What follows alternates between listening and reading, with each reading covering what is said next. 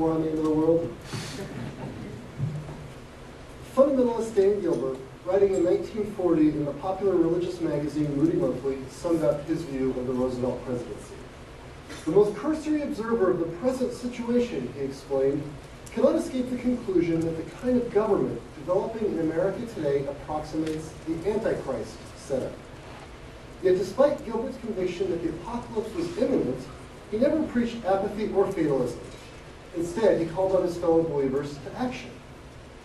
Fundamentalists, he wrote, must abolish the socialist bureaucratic encroachments upon constitutional government, fight to conserve our Christian heritage, commit to a crusade to reverse the whole prevailing trend, and be militantly determined to alter drastically the course our nation is presently pursuing. Although Gilbert has been almost entirely ignored by historians, he represents the prototypical fundamentalist of the 1930s and 1940s. One part conservative political ideology mixed with one part apocalyptic fear-mongering. While historians have generally viewed the politicalization of fundamentalism as a post-World War II phenomenon, I will argue today that fundamentalists actually began mobilizing against modern liberalism at the very moment of modern liberalism's inception. While their impact was certainly overshadowed by that of New Deal liberals, their actions and ideas in the 30s laid the foundations for post-war religious activity and created the discourse that subsequent generations of religious conservatives adopted and used to shape American politics. They are therefore essential to our understanding of the rise of modern Christian political engagement, the success of the religious right, and ultimately the transformation of American politics and culture in the 20th century. So to make this argument, my paper today will briefly examine the fundamentalist apocalyptic expectations that developed in the interwar years, and then we'll turn to the Roosevelt presidency. So fundamentalists in the 1920s and 30s eagerly looked for signs foretelling the imminent second coming of Christ, and they found them almost everywhere. It wasn't hard to find these signs. Loosening morals, theological liberalism, Darwinian evolution, women's suffrage, lax prohibition enforcement, secularizing school curriculum. All of these things seem to parallel biblical prophets' predictions of conditions during the last days. Two events in particular, though, especially fueled fundamentalist apocalyptic expectations. First, the rise of Benito Mussolini seemed to signal prophecy's fulfillment. For decades, fundamentalists have believed that the Antichrist would take power through a 10-nation confederacy, which would be originating in Rome. And so Mussolini seemed to fit this prophetic expectation almost perfectly. Since Mussolini is resurrecting Rome, wrote Chicago revivalist Paul Rader, the eyes of all students of prophecy are upon him. Second, the rise of Adolf Hitler and the corresponding growth of anti-Semitism around the globe captured fundamentalist attention. And again, fundamentalists have long believed that before the Antichrist would come into power, there would be a massive return of Jews to the Promised Land, which is the literal place where the Battle of Armageddon would ultimately take place. And so fundamentalists interpreted the Third Reich's anti-Semitism as part of God's plan to force Jews to Palestine to set the stage for Jesus' return. So Boston minister Harold Ockenga, for example, called Hitler an instrument in the hand of God for driving the Jews back to Palestine. And obviously there's a strong anti-Semitism pervading fundamentalist literature in the 1930s, which I can't talk about today, but it's important to understand this stuff. So the restoration of Rome and the possible rebirth of Israel, prophecies that fundamentalists had anticipated for decades, then colored their interpretations of international events. But more important for my purposes today, it colored and shaped their understandings of political events in the U.S. Franklin Roosevelt and the New Deal quickly emerged as the objects of their most intense domestic scrutiny. Fundamentalists sensed something sinister in the 32nd president.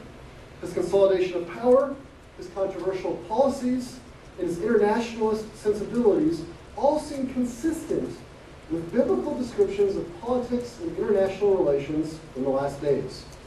As a result, fundamentalists did not interpret the growth of a modern liberal state in the U.S. as a reasonable response to the growing economic depression, but instead viewed it in conjunction with Mussolini's vision of empire and Hitler's anti-Semitism.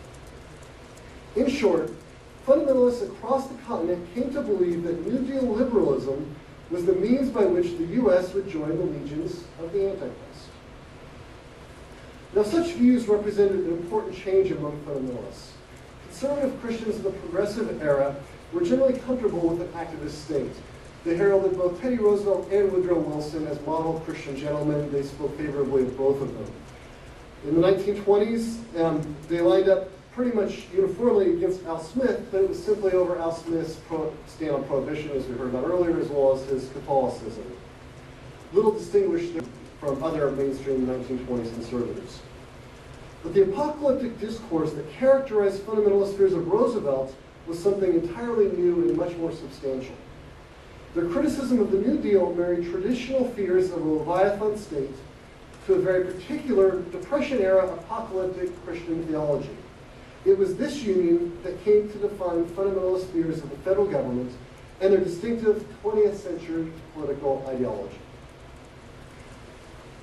Now, there's no doubt that for fundamentalists, Roosevelt in his campaign had an ominous start.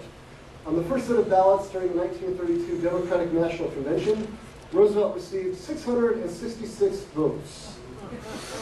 Yes, 666, the number long associated with the Antichrist. After the election, conservative Christians almost immediately began to view the president in the same light as totalitarian leaders who, they asserted, were preparing their own countries for the soon-coming Antichrist. Bible college professor Wilbur Smith laid out typical fundamentalist logic in a private letter to a friend who was the editor of the Sunday School Times. This is what he said. The sudden amazing rise of dictatorships throughout Europe and the acquiescence to dictatorship in the United States was preparation for the coming of a world dictator. As economic troubles increase, Smith continued, people will look to one great Superman, and that is the perfect setting for the stage for the manifestation of Antichrist. He believed that Americans' faith in Roosevelt were making them vulnerable then to this coming Antichrist. So anxieties about the president's agenda, interpreted within the context of growing fascism and communism abroad, led fundamentalists to line up with the elite businessmen and the corporate barons of the American Liberty League and the National Association of Manufacturers against specific New Deal policies. However, fundamentalists added another layer to traditional conservative critiques of state expansion based on their own unique views of Scripture and prophecy. Among Roosevelt's early programs, the National Recovery Act, or NRA, and its symbol, the Blue Eagle, sparked the most controversy. The book of Revelation predicts that in the last days, the Antichrist will require all people to display the mark of the beast to participate in the economy. The Blue Eagle seemed to foreshadow this prophecy. Now, nobody actually believed the Blue Eagle was the mark of the beast, but they almost uniformly believed that it was a foreshadow of it. Roosevelt's Blue Eagle is certainly significant, wrote Southern missionary Nelson Bell.